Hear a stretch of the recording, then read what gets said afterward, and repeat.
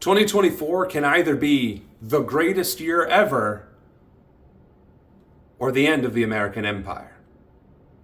My name is Samuel Ronan, and I am running for President of the United States within the Republican primary. And I want to say that without any hyperbole or any exaggeration, 2024 is a tipping point. Regardless of how the elections turn out, that year itself can have massive ramifications for the future. For one, we are on the brink of another recession, a major recession. Economic inequality is the highest it's been in our country since the Great Depression. The wealth inequality is worse than during the times of the French Revolution and the Roaring '20s. The cost of living is ever increasing and our wages remain stagnant. Our hours keep increasing. Our benefits continue to dwindle. Our rights and authority within the workplace continue to not exist. Access to healthcare and education is continuously harder and harder to achieve. Healthcare bankruptcy is still the #1 cause of bankruptcy in America. It is now cheaper to rent than it is to buy a home, and the American dream continues to increase in the tax brackets, meaning more and more people are unable to reach it.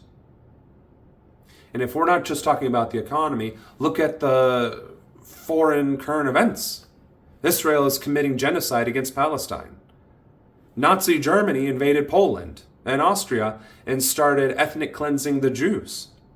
That led to World War II. And we have two major conflicts happening: Ukraine and Russia, Palestine and Israel. Any one of those could boil over into something much, much worse. And then there's the climate. Our climate is changing. Yes, global warming, well, it's not snowing in December, so clearly that's a lie. Climate disaster is the fact that level 5 hurricanes are the norm and that they're exponentially more powerful than they were 20 years ago. It's the fact that our global temperatures are increasing. The acidification of our oceans is increasing. That natural phenomena are getting worse. Species are dying out and finding it harder to migrate and reproduce. These things will accumulate into an ecosystemic collapse. And these are just the surface issues that are right in front of our noses. These are the issues that have, of course, the largest view, but also one of the greatest impacts.